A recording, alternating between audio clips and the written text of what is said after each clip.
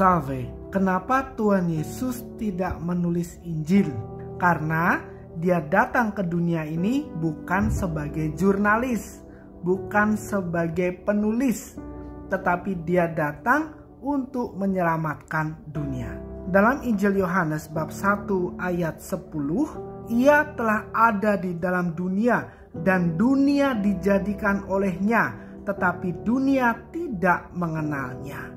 Allah menjadi manusia untuk menyelamatkan dunia, bukan untuk menjadi penulis. Meskipun demikian, dia pun juga telah menyiapkan orang-orang yang akan menulis kesaksian tentang dirinya, yang mana Gereja Katolik telah merangkumnya menjadi satu kanon yang kita terima dan kita kenal sebagai Alkitab. Ada Perjanjian Lama, Perjanjian Baru. Ada Injil Matius, Injil Markus, Injil Lukas, Injil Yohanes, juga surat-surat dari para rasul. Ini semua adalah kesaksian, dan kesaksian mereka ini dituliskan supaya kita dan generasi-generasi selanjutnya dapat menikmatinya utuh.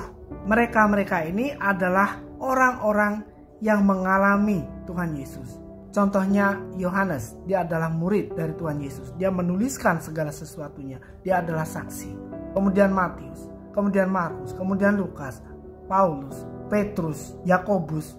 Mereka adalah saksi-saksi. Semakin dekat kesaksian mereka tentang kehidupan Kristus, semakin bisa dipercaya kesaksian-kesaksian ini. Bukan kesaksian yang ditulis beberapa ratus tahun setelahnya. Lalu kita berpikir, jika demikian, maka pasti ada satu waktu di mana Injil itu belum ada. Betul, saudara-saudaraku. Setelah Tuhan Yesus naik ke surga, belum ada Injil ditulis.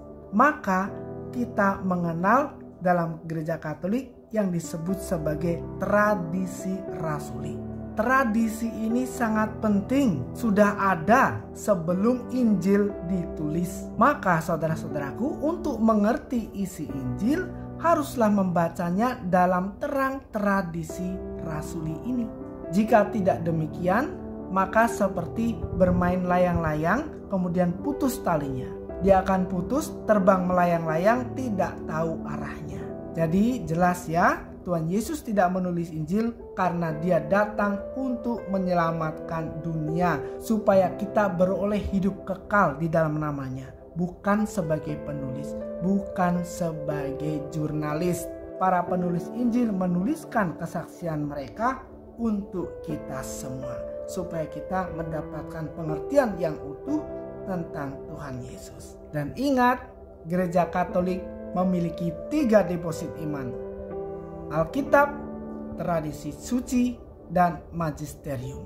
Alkitab haruslah dibaca dalam terang tradisi iman, karena Alkitab ditulis dalam terang tradisi iman.